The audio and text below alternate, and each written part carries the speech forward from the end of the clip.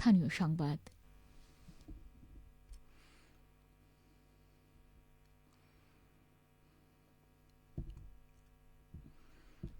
আসসালামু আলাইকুম। বাংলাদেশ বেতার, রাজশাহী। স্থানীয় সংবাদ পড়ছি গোলাম মর্তুজা হেনা। রাজশাহীর বাঘা উপজেলায় ভেজাল গুড়ের কারখানায় ভোক্তা অধিকার সংরক্ষণ অধিদপ্তর ও র্যাব 5 এর যৌথ অভিযানে 5 কারখানা মালিককে মোট 2 লাখ টাকা জরিমানা করা হয়েছে। আজ উপজেলার আড়ানি শাহপুর এলাকায় এ অভিযান পরিচালনা করা হয়। অভিযানে কারখানা মালিক মোহাম্মদ সাল্টু, মোহাম্মদ লালটু ও মোহাম্মদ মুক্তার আলীকে 50,000 টাকা করে 1.5 লাখ, মোহাম্মদ ইনারুলকে 20,000 এবং মোহাম্মদ এনারুলকে 30,000 টাকা জরিমানা করা হয়।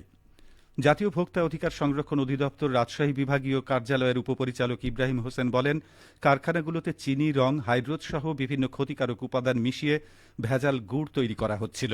এতে গুড় বা আখের রসের কোনো উপাদানই নেই, যা জনস্বাস্থ্যের জন্য মারাত্মক ক্ষতিকর।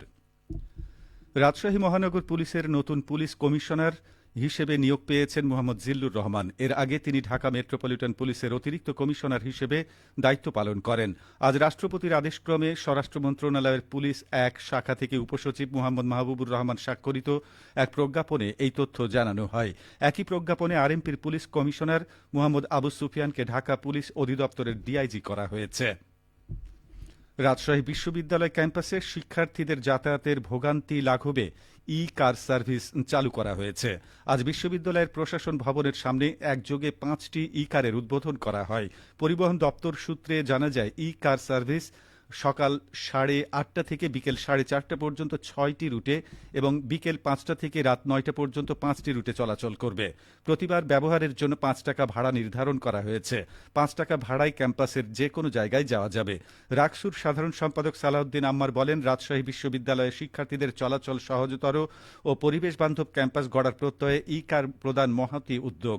এই উদ্যোগ কেবল শিক্ষার্থীদের দৈনন্দিন যাতায়াতকে সহজ করবে না, বরং ক্যাম্পাসের টেকসই পরিবেশ গঠনে গুরুত্বপূর্ণ ভূমিকা রাখবে। প্রাণী সম্পদের সমৃদ্ধ জনপদ নাটোর জেলার জনসাধারণের চাহিদা পূরণ করে প্রায় 1.5 লক্ষ টন দুধ, প্রায় 1 লক্ষ টন মাংস এবং 17 কোটি পিস ডিম উদ্বৃত্ত থাকছে। সমৃদ্ধির এই ধারা নিয়ে এখন শুনুন আমাদের নাটোর জেলা সংবাদদাতার একটি প্রতিবেদন। প্রাণী সম্পদের উদ্বৃত্ত উৎপাদন এবং বৈচিত্র্যকরণের মাধ্যমে নাটোর এখন সমৃদ্ধ জনপদ। জেলা প্রাণী সম্পদ কর্মকর্তা ডাক্তার মোহাম্মদ সেলিম উদ্দিন বলেন, নাটোর জেলা প্রাণী সম্পদে সমৃদ্ধ একটি জেলা। এখানে দুগ্ধ খামার, ছাগল খামার, মহিষের খামার সব কিছুতেই সম্পৃক্ত, খুব উদ্বৃত্ত একটি খামার।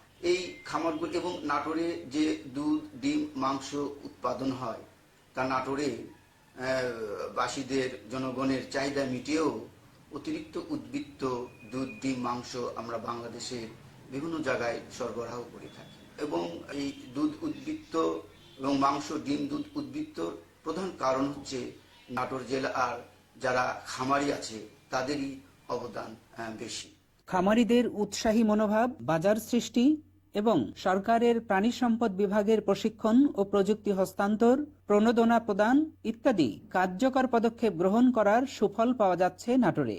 প্রাণী সম্পদ সপ্তাহ উদযাপনের মধ্য দিয়ে এই অবস্থান আরও সুসংহত হবে বলে আশা করা হচ্ছে। ফারাজি আহমদ রফিক বাবন, নাটোর জেলার সংবাদদাতা, বাংলাদেশ বেতার, রাজশাহী। প্রতিবেদনটি শুনলেন। বগুড়ায় জাতীয় প্রাণী সম্পদ সপ্তাহ ও প্রাণী সম্পদ প্রদর্শনী উদযাপন উপলক্ষে বর্ণাঢ্য র্যালি অনুষ্ঠিত হয়েছে। আজ সকালে জেলা প্রাণী সম্পদ অফিস প্রাঙ্গণ থেকে র্যালিটি বের হয়ে শহরের প্রধান সড়ক প্রদক্ষিণ করে পুনরায় অফিস চত্বরে এসে শেষ হয়। র্যালি শেষে আলোচনা সভায় জেলা প্রশাসক তৌফিকুর রহমান, জেলা পুলিশ সুপার জেদান আলম মুসা প্রমুখ বক্তব্য রাখেন। আয়োজকরা জানান, জাতীয় প্রাণী সম্পদ সপ্তাহ উপলক্ষে জেলার বিভিন্ন খামারে আধুনিক ব্যবস্থাপনা, পুষ্টি, রোগ প্রতিরোধ, নিরাপদ মাংস ও দুধ উৎপাদন বিষয়ে সচেতনতা কার্যক্রম চলবে। পাশাপাশি প্রদর্শনীতে স্থানীয় খামারিরা তাদের উন্নত জাতের গবাদি পশু, হাঁস মুরগি ও খামারজাত পণ্য প্রদর্শনের সুযোগ পাবেন।